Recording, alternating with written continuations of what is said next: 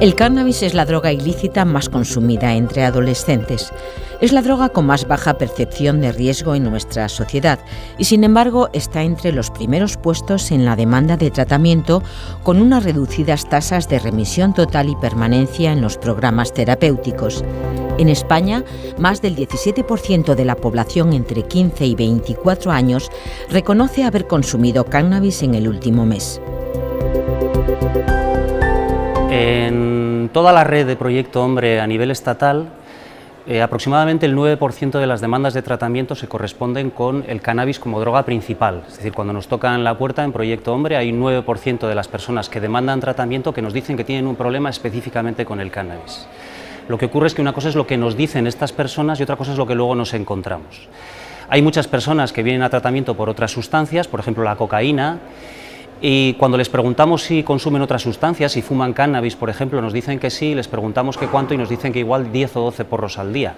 Sin embargo, ellos no dicen que vienen con nosotros por un problema con el cannabis, sino que vienen por un problema, pues lo más habitual, con la cocaína o en algunos casos con el alcohol.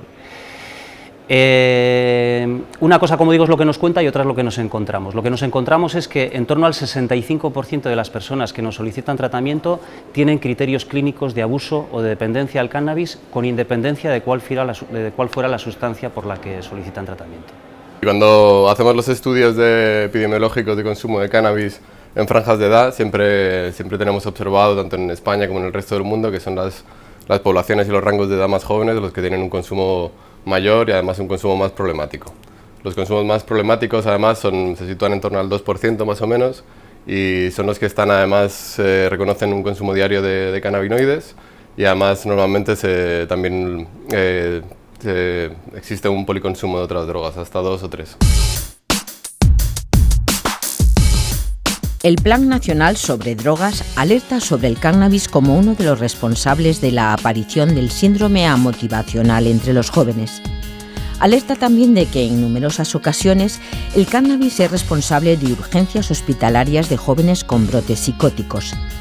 La adolescencia es un periodo crucial en el que la exposición a las drogas de abuso afecta al normal desarrollo del sistema nervioso central, alterando la función psicológica del individuo. El Departamento de Psicobiología de la Universidad Nacional de Educación a Distancia, la UNED, lleva años investigando los efectos del cannabis en la adolescencia a través de estudios con animales.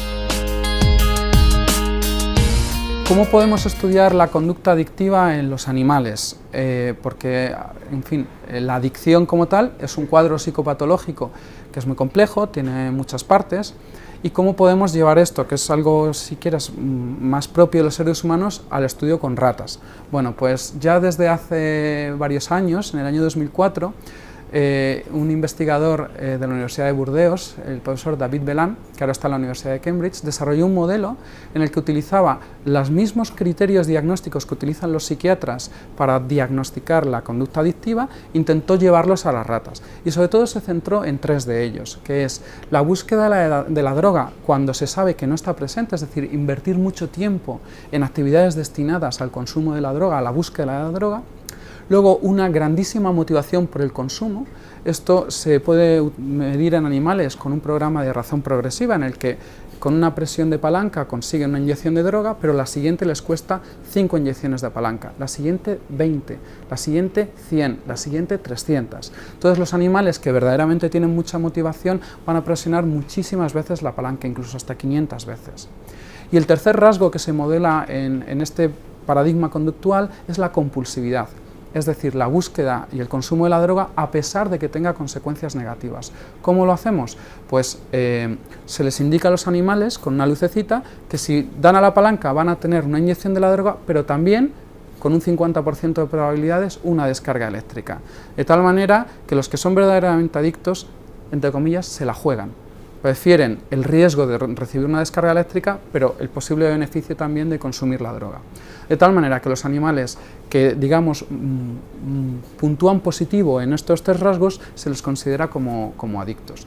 Y este es el modelo que utilizamos en nuestras investigaciones para determinar si hay un mayor riesgo de adicción en los sujetos que han consumido el cannabis en la adolescencia. Los efectos que el cannabis tiene sobre el cerebro son debidos principalmente a uno de sus principios activos, el tetrahidrocannabinol o THC. En el cerebro existe un receptor que es activable por cannabinoides como el THC.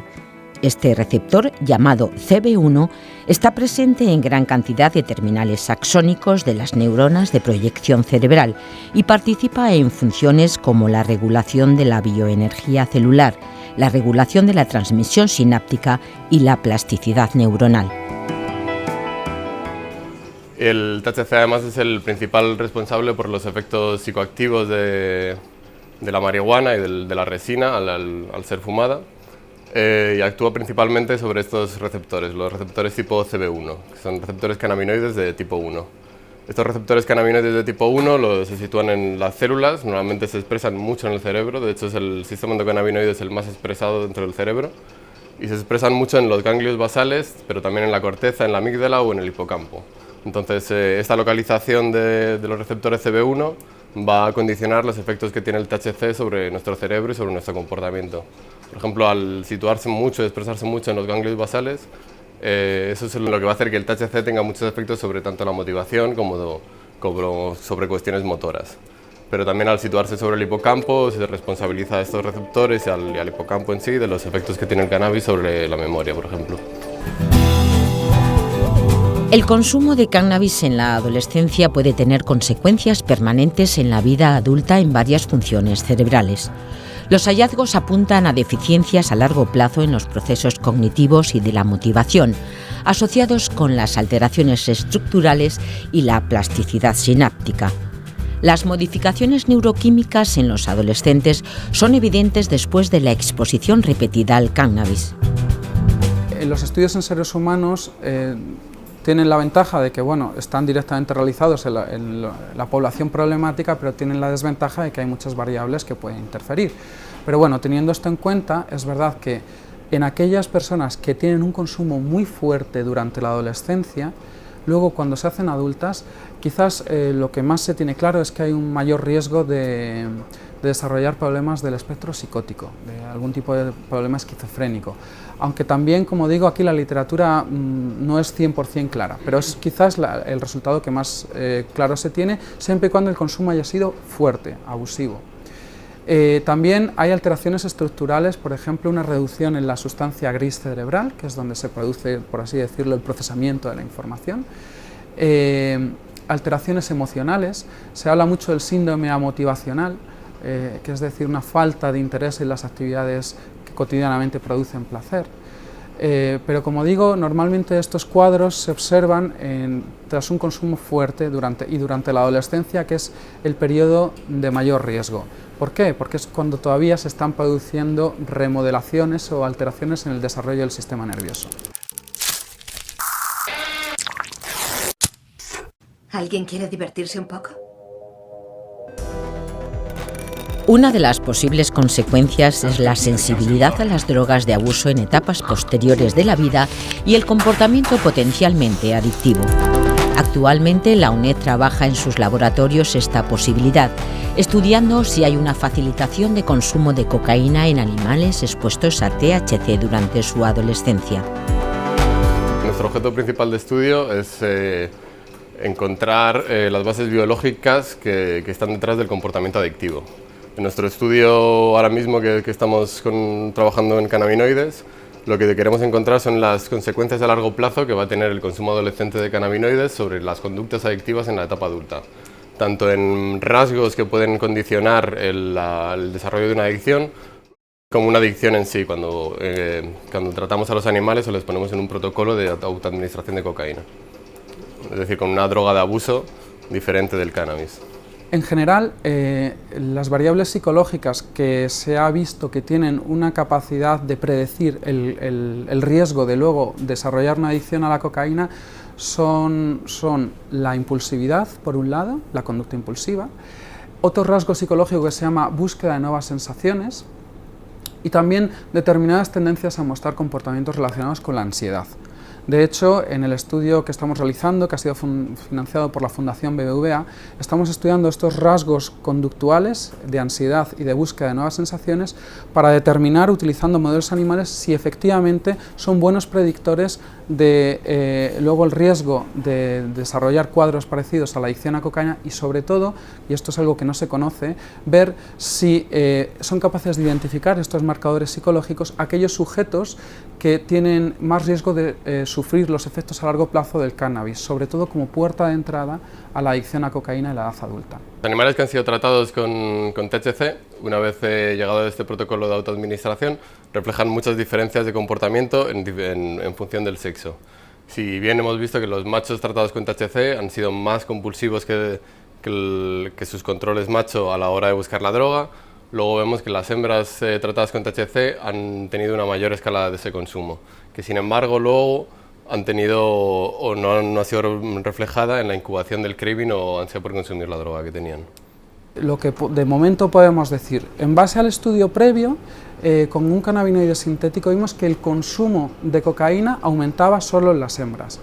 En otros datos preliminares, pero que están a punto de ser publicados, que hemos obtenido aquí con THC, que es el componente principal de la marihuana, el principal componente psicoactivo, vemos que en determinadas partes del ciclo adictivo sí hay una predisposición a un mayor consumo de cocaína e incluso a una mayor compulsividad en el uso de cocaína, es decir, que los sujetos expuestos al THC consumen cocaína a pesar de que tiene este consumo consecuencias negativas como por ejemplo una descarga eléctrica. Además, cuando se les permite un acceso muy extendido a la droga, los animales expuestos a THC tienen una desorganización mayor del comportamiento y consumen más. Pero también es verdad que aquellos animales expuestos a THC parece, y estos son resultados preliminares, que tienen menor riesgo de recaer. Por lo tanto, la respuesta es compleja. En algunas partes del ciclo adictivo sí, tienen una mayor vulnerabilidad, en otras quizás no tanto. Existe una rápida extensión y comercialización a través de Internet de los cannabinoides sintéticos, cuyos efectos son más graves que los derivados del cannabis. En la aparición de los efectos agudos del cannabis tiene relevancia también el cambio producido en el cultivo de la planta. La consecución de variedades de cannabis con alto contenido en THC y un bajo contenido en cannabidiol han incrementado el número de urgencias derivadas del consumo agudo de cannabis. El cannabidiol es un cannabinoide no psicotrópico presente en la planta y que actúa como un antagonista neutro del receptor CB1, provocando respuestas farmacológicas opuestas al THC, en especial en test de psicoactividad.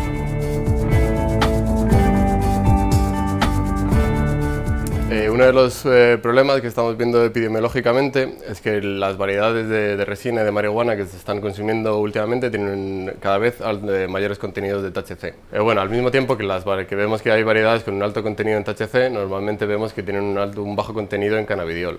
El cannabidiol es otro de los fitocannabinoides que podemos encontrar en la planta y ahora se le atribuyen muchas propiedades terapéuticas.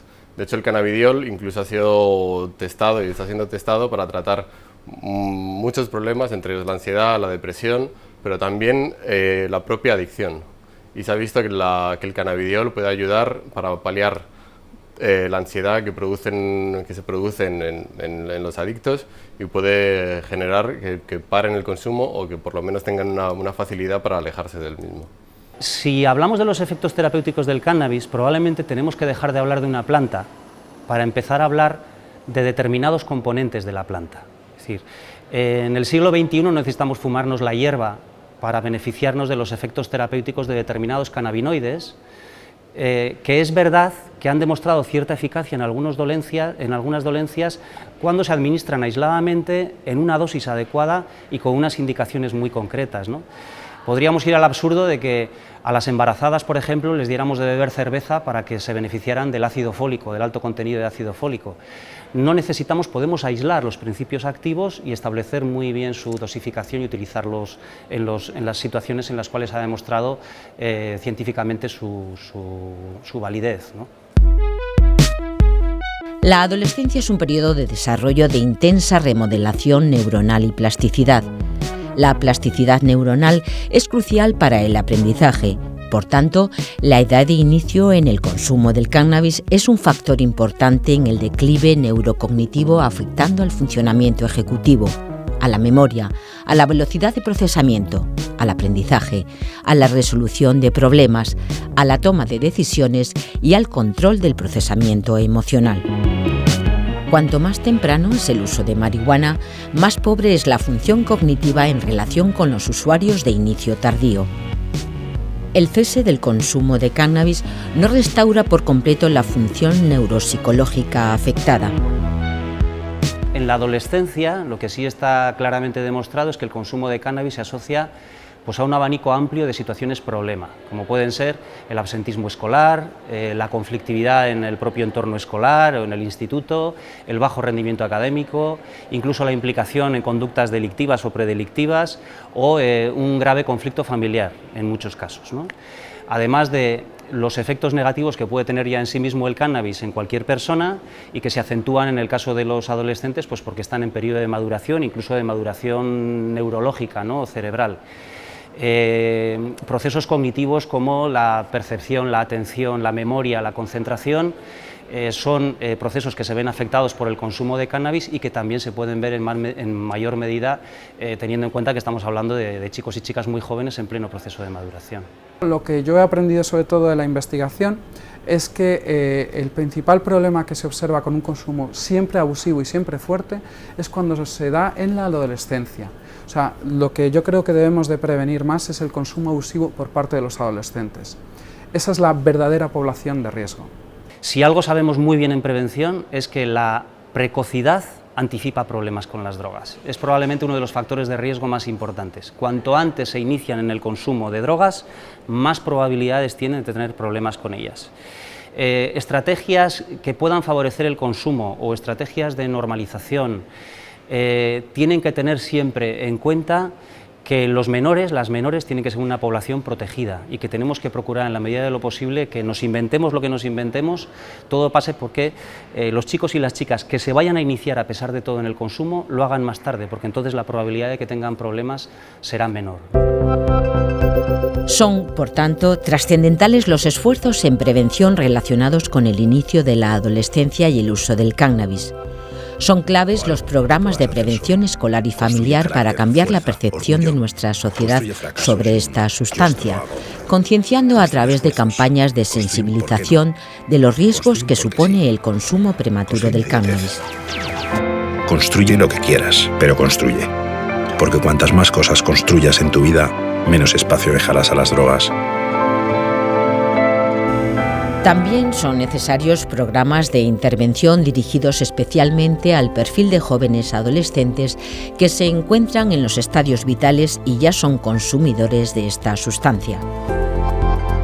Yo creo que hay evidencia suficiente de que la prevención funciona, de que los programas de prevención que hay ahora mismo disponibles para trabajar en las escuelas o para trabajar con las familias funcionan, y además es algo que está demostrado en aplicaciones experimentales que se han hecho en multitud de casos.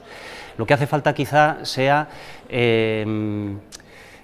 favorecer una continuidad en la aplicación de esos programas, ¿no? Que exista una continuidad, que no sean simplemente aplicaciones puntuales o parciales, sino que sean iniciativas que vayan claramente en la agenda escolar desde que los niños son pequeños, ¿no? Y estos programas en sí mismos han demostrado que tienen una eficacia importante en términos de prevención. Sabemos que es más preventivo también las familias que tienen una buena comunicación con los hijos. Qué importante es tener tiempo para estar con ellos. Es verdad que la calidad es muy importante, pero tampoco podemos dejar de lado que también la prevención exige un mínimo de disponibilidad, ¿no? De estar con ellos. Familias, por ejemplo, que tienen normas claras, que saben manejar afecto y acompañan a sus hijos en el día a día, están presentes en los contextos donde sus hijos viven, conocen a sus amigos, les invitan a casa, participan en las actividades escolares, pues tienen un papel preventivo, un potencial preventivo importante. Por eso yo sí que invitaría sobre todo a las familias a participar de una forma natural, eso sí, en la vida de sus hijos, porque luego es muy difícil hacerlo cuando no te lo has trabajado antes, cuando surgen los problemas, ¿no? El hecho de estar cerca de sus amigos de una forma natural, cerca de su centro escolar, del profesorado, participar en las actividades del barrio, saber por dónde se mueven, pues son situaciones que cuando hay problemas también nos permiten detectarlos a tiempo e intervenir de una manera adecuada, ¿no? Y no artificial. Y posiblemente otro de los asuntos que es importante trabajar en el ámbito de la prevención con los adolescentes es la confusión de los debates. Los chicos y las chicas muchas veces interpretan mal o sacan conclusiones equivocadas en relación con debates que existen en la sociedad en relación con el cannabis, como puede ser el debate de la legalización o el debate de los usos terapéuticos, ¿no? A veces sacan conclusiones equivocadas como si es una sustancia que ha demostrado que puede tener efectos terapéuticos, no puede ser una sustancia mala para la salud. Y lo que sucede es que a veces estos debates lo que provocan es una bajada en la percepción de riesgo por parte de los chavales. Entonces, clarificar estas cosas muy bien con los chavales, que no estamos hablando del porro terapéutico, que estamos hablando de la utilidad de ciertos componentes de la planta y no de la planta en sí, puede favorecer también la prevención y evitar esta interpretación errónea que hacen los chavales a veces de la supuesta el supuesto escaso riesgo que tiene esta sustancia cuando se consume. La evolución en el consumo del cannabis abarca una globalidad integral a nivel clínico asistencial, pero también legal y social. El consumo del cannabis se ha extendido tanto que en muchos países se comporta de facto casi como una droga legal en lo que al consumo se refiere. Frente al fracaso del modelo prohibicionista de lucha contra el consumo del cannabis, existen diferentes planteamientos sociales respecto al debate sobre su situación legal, desde argumentos que proponen diferentes modificaciones para el uso terapéutico o el cultivo personal, hasta la legalización completa. Probablemente hablar de legalización sea no hablar de nada, porque ¿qué entendemos cuando decimos legalización, ¿no? Es verdad que las sustancias que más problemas sociosanitarios nos están causando son las sustancias legales y especialmente el alcohol. Probablemente lo importante no sea tanto si una sustancia es legal o no, cuanto que esté bien regulada su distribución y su consumo. Eso sí que parece que tiene una incidencia bastante más importante en términos de consumo, ¿no? En términos de prevención. Lo importante es que esté controlado, que esté bien regulado y que no resulte muy accesible el consumo, sino que existan ciertas barreras para conseguirlo o ciertas condiciones, ¿no? Lo que no podemos hacer con el cannabis es cometer los mismos errores que cometimos con el tabaco, ¿no? Una liberalización absoluta de su marketing, de su distribución, de su consumo, y que, como hemos visto cuando hemos hecho unas leyes más restrictivas, lo que hemos conseguido es que, sin estar prohibido, el consumo de tabaco haya bajado de tasas de una forma importante. Yo creo que puede ser una referencia importante también en relación con el cannabis. El consumo de cannabis no está asociado a mortalidad, pero sí está asociado a gran número de efectos adversos, muchas veces desconocidos entre los adolescentes. Es urgente un trabajo de prevención y concienciación por parte de todos.